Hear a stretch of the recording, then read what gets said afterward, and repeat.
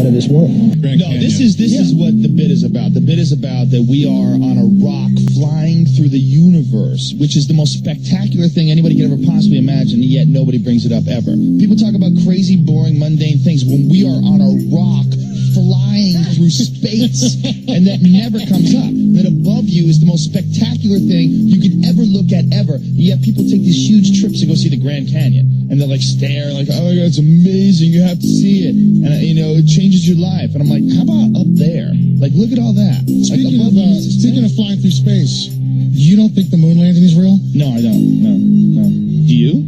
Yeah. Why do you think the moon landing is real? Why don't you tell me why? I saw it on television. Oh, you're a genius. Oh, beep that. Okay, we'll bleep it. No, it's okay. We got That's genius. You saw it on TV? That's awesome. I'm going to show you some CGI. I'm going to show you King Kong. I saw that on TV, too. There's an 80-foot gorilla. He's running around kidnapping white chicks. You should check it out. 1972 was the last time a human being has been through the Van Allen radiation belt. 1972. That's the last time. There's been only 7 trips ever that human beings have ever gone past 400 miles. Every single space station mission, every space shuttle, every satellite, all of those are inside the protective Van Allen radiation belts, which start at 1,000 miles. They go from 1,000 miles to, depending on who you ask, if you ask NASA, 24,000 miles. If you ask James Van Allen, the guy who discovered it, it's 67,000 miles of intense radiation that's in a gigantic donut band that covers around the Earth. Now, even if you got outside of that band, you have to deal with solar cycles. There's the apex of a 20-year solar cycle was between 1969 and 1972. All the time when these guys are making those missions. Any one of those guys out there in those tiny little aluminum shielded crafts would have been killed instantly during any solar flare. Why fake it? Thank you, Carlos. Why fake it? Why not fake it? You should open with that. If you look at any of the footage online, it looks ridiculous. It looks stupid. If you look at the videos, it looks ridiculous and dumb. You know why? Because in 1969, nobody anticipated that we were going to have VCRs and the internet. We were going to be able to watch that. They wanted to win the Cold War. The Soviet Union's had over 10 firsts in space.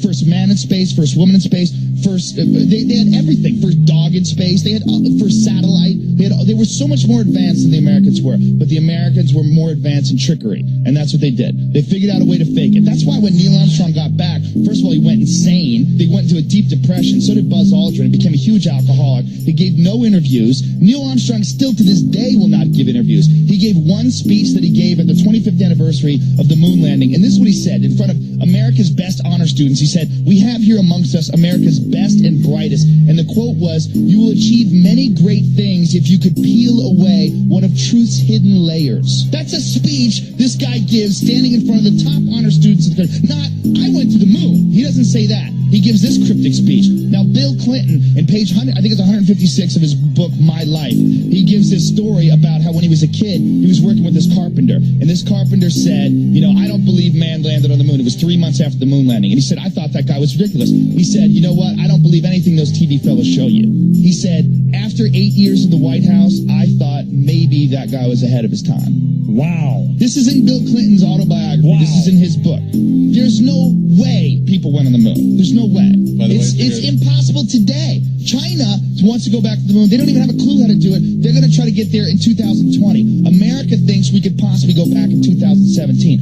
All of the hard data, the telemetry data, 14,000 reels is missing. No one can find it. What the telemetry data is, that's the binary data, the ones and the zeros that show the distance between the command module and the Earth during every step of the way on the way to the moon and back, which you can't fake. They don't have that. They can't find it, which you would think would be in a locked golden vault in the Smithsonian. But no, they can't find it. Well, they say, well, they placed laser reflectors on the moon. You could shoot a laser beam. That's proof. Well, it's not proof because the Russians did it twice with unmanned probes. The Russians also collected space samples and samples of the moon. Very amazing, and I've had these guys on. And which guys?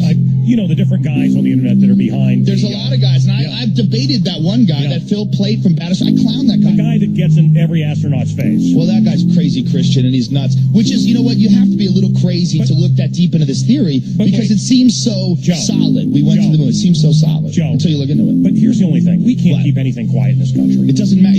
No one's keeping it quiet. Everybody go look at it. The astronauts, those guys are afraid of their lives. Gus Grisham, the pilot who was the guy who died on the launch pad along with 2 of his friends, he was a public critic of NASA. He put a lemon, he hung it on the simulator, put a lemon and put it on a hanger and hung it. He was dead in that same cockpit. He died like 2 weeks later. He burned to death inside of that. They were terrified. This is a matter of life and death. These guys were in the middle of a huge Cold War between Russia, and they wanted to show that America had technological superiority. The race to the moon landing, all that stuff is not about going to the moon and collecting things. It's about military superiority. It's about the ability to do things with military technology. All that stuff they use for NASA, all the stuff they use for the stealth bomber, the space shuttle, all those missions, it's not for philanthropy missions. That's to fuel the military-industrial complex. The machine behind this is all the military. And getting to the moon first is making a statement that we have military technological superiority over Russia, and that's what they did. Is Bigfoot real? I don't know. You tell me.